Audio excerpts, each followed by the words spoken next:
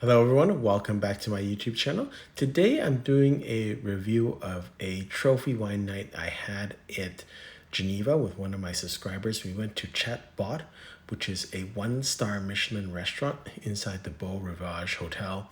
Magnificent restaurant. I'll have a review of that restaurant on my other YouTube channel, Trophy Food Experiences. I'll try and put a link to that in the end of this video. Wonderful restaurant, very knowledgeable sommelier, incredible cellar, beautiful people. So I really enjoyed the night.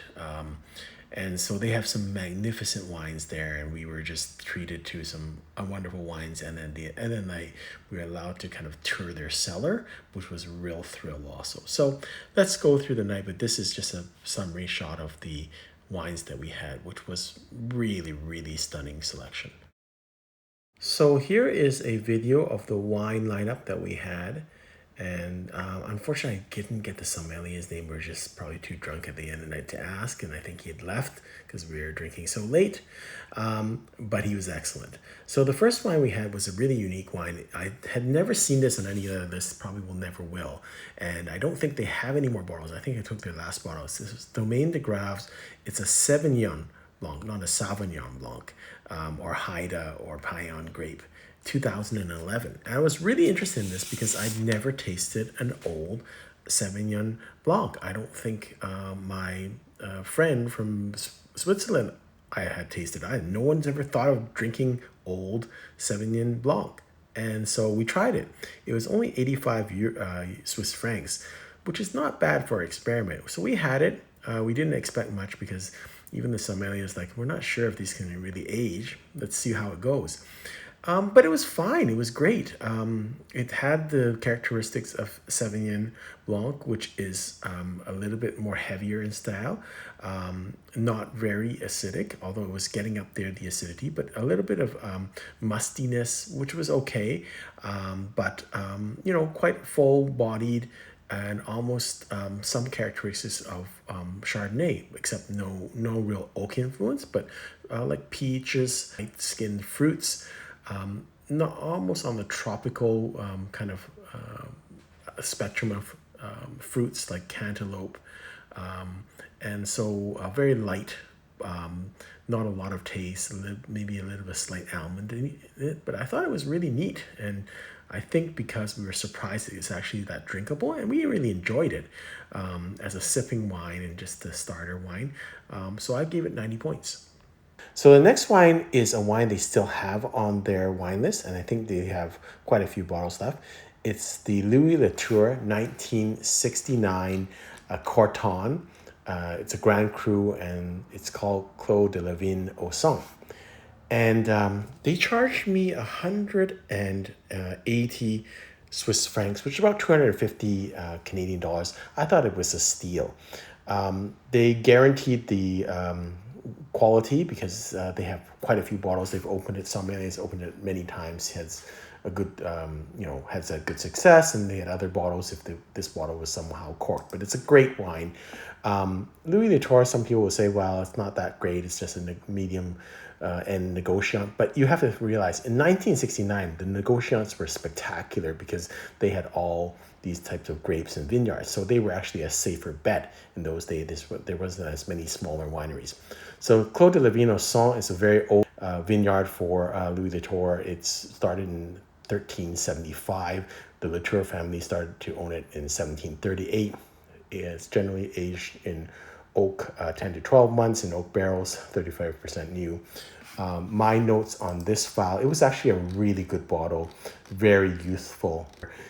It was quite foresty and earthy with some licorice and leather and dried cranberry notes. I rated it 93 points, but an exceptional wine and very good bottle. It was like, to me, a 1980s Burgundy, if you blinded me on this. And we are very confident after this point of the cellar and the provenance. So that's really important with old bottles. The provenance is, to me, the key, and whether the bottles are stored correctly. Since we are now very confident about the cellar and their provenance and storage. I wanted to go deeper into it. And so next bottle I was going to choose, I thought was a great deal. They had two Trapelon Mondots, one at 1982 and one at 1990 for 250 Swiss francs and 480 Swiss francs. And so the 82 I know was a little off in terms of the vintage for Saint-Emilion, and 19. So I thought 1990 would be a safer choice. And so at first I thought, well, since they're doing so well, let's do 1982. Talked to the sommelier and consulted, didn't tell him, consulted with him. And he said to me, listen, Tony, let's not do the 82. I think that's not really good. He looked at 90 also, and he came back to me and said, let's go with the 61 Croizet from Pauillac. And so I had looked at that too. They charged me $390, which is less than the Trapelon Mondal, older vintage. That's going to work out about 550 Canadian dollars.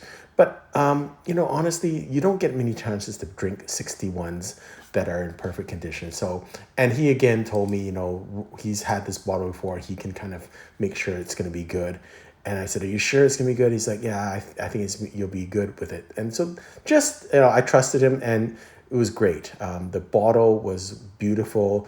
I should have taken a picture of the cork also, but Croizet is a fifth growth wine, mostly Cabernet, have Sauvignon dominant with some Merlot, and really a great bottle.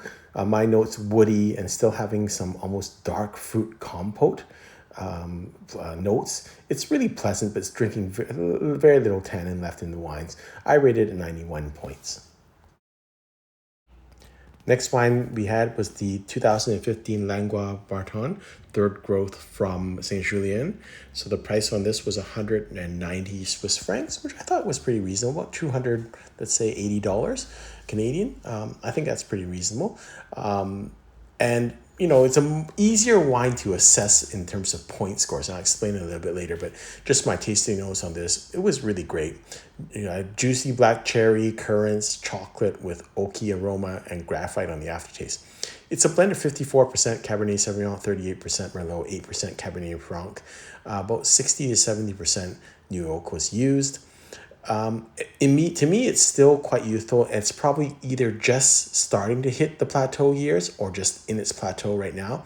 I rated it 94 points. And people will say, Trophy, you rate this 94 points. You rated the 69, 93 points. You rated the 61, 91 points. That means you like this wine better. No, I would say, point scores to me is just in terms of taste profile. That's the taste. It's really, I'm just rating it based on the actual taste. But if you ask me which one would I prefer drinking, I'd rather drink the 61 any day of the week to a 2015, just because there's other factors involved. And anytime you drink any wine that's 1961, that's 91 points, it's either has kept very well or it was 95 points when it was coming out. So it's not, don't get so caught up in the scores. I still would prefer to drink the 69 and the 61 over this wine, even though I rated it lower, because the score really is just an empirical measure, not a factor of what you actually, how much you love the wine. And for fun, the last wine the sommelier just gave to us complimentary. He blinded me and said, hey, I'll give you some surprise, a dessert wine for you, just compliments of the house. So he blinded us, and I drank it, loved it, but I said, and sure, it's not Sauterne. I'm not that familiar with other wines that are not, I know port, I know Madeira, so I know it's not that. So I thought to myself, what else could there be? I thought maybe Lour type wines, or that's what I was thinking. It actually ended up to be a Muscatel Dedu, which is a fortified wine from Portugal. And I never had this. So it's basically a Moscatel, and it's the 1998 version of this collection Privada. So really interesting. First of all, it was a delicious wine. Secondly, it really opened my eyes because I've never had Muscatel Dedu, and I do drink in certain areas that I really like. So it's really opened my eyes, and it was so nice of him to kind of give a little surprise to us. I really like this wine, and it was nice and sweet, and didn't have the same kind of honey sweetness or that Sauterne has, or the roses. It was a little bit more apricot-y in terms of its flavors. But I really liked it. Then I asked the sommelier if he minded giving us a tour of the wine cellar. And he said, sure, let's do this. So right when we get into the entrance, this is kind of his desk area. And this is all the bottles I guess they've had in the restaurant before. You can see the loads of DRC, Margaux, Haut-Brion. But it was just also interesting to see what he values as a trophy wine and what he has up on his kind of collection there. So now this is going through the cellar. These are just some quick shots of what is in the cellar, and it was just really interesting to go thumb through things. I love doing this, just looking for gems and things I've never seen before, or things that I've seen and it's like, oh wow, this is there. It's just so interesting, and particularly with this type of cellar where there's a lot of old stuff. So he's got them, I don't know how they actually organize it, but they've got, stuff around every corner and you're looking at things. It's, to me, like a treasure hunt, and it's like a kind of a boy in a candy store, right? And here we are focusing on what is that? That was like, we'll get back to that picture, but that was Lafitte. So that raised my eyebrows, and Margaux, things like that would raise your eyebrows. It's like, wow, I want to see that. So there's lots of stuff that was interesting. So this was really raised my eyebrows. This was the 1947 Lafitte. And I did see this on the menu, but I didn't realize that they had like 8 bottles of this. I didn't realize how many bottles they had. They are charging $3,900 per bottle. So yeah, I wasn't gonna drink it, but it's really, you don't see this very often, like that many bottles and not touched. You don't see this very often. You don't see this often either. This is 1929 Haut-Brion, which they're charging 29,000 Swiss francs, and also 1953 Chateau Blanc, which they're charging 6,500 Swiss francs. Again, I'm not going to purchase them, but it's really interesting to see them in person, and also interesting to see their storage, because you can see these bottles are in good condition, haven't been moved. Chateau has been around for a while, but this is the cellar of the previous restaurant that was in the Beau Rivage Hotel. So some of these bottles have been sitting for 50 years. And so it's kind of, that the provenance is good. They haven't been moved. They haven't been shifted.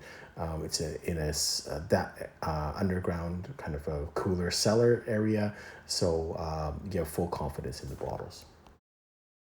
Some more neat bottles. They have a 1953 Ausson for 1,900 Swiss francs. And then I think, I can't read the label exactly, but I think it's 2010 Mouton, and that would be 3,800 Swiss francs. So again, wide variety of selection. There are some good pricing for some things, so I was just picking and choosing what was affordable in my price range. And some of them were a little bit riskier bottles. They're not going to be the really legendary bottles, but for me to get a chance to drink a 61 or a 69 is a chance that you don't get very often, and you can ensure it's in the right condition. You've got the right stemware, you've got the right food, you've got it all served to you. That's worth it to me. And this is the last of the wild bottles I took a picture of. This is 1982, the Michelin Brion for 5,500 Swiss francs. And they had a lot of bottles of variety of pricing, very good wine lists in terms of very expensive bottles, but they also had very affordable bottles, and they had older bottles and younger bottles. So it was really great. And from my perspective, it was so fun to firstly have that opportunity. They had a great wine cellar to get the tour, and especially to drink with people that really enjoy drinking. I had a subscriber and also his fiancée drink with me and my wife, and it was just so fun to have some passionate people drink and share the experience. I know I'll remember this experience, and this will be one of the highlights of my time in Switzerland. I hope for my subscriber and his fiancée that this was a memorable night, and they'll remember it from it. But that's what wine is about. It's remembering that memory. It's like, do you remember us going to this restaurant and having these wines, and then going down to the cellar, and discovering and looking at this 47 Lafitte that's just sitting there. It's just really interesting. And there was other stories that night that I won't recant, but it's, you know, these are memories that just are etched in your mind and so fun. So I really, really enjoyed the night, and it was an exceptional cellar. And those people in Geneva, if you have the opportunity, you should go to this restaurant. They're excellent. Service is excellent. Their wine cellar is great. Their wines are in terrific condition. Hope you've enjoyed this video. Until next time, happy drinking.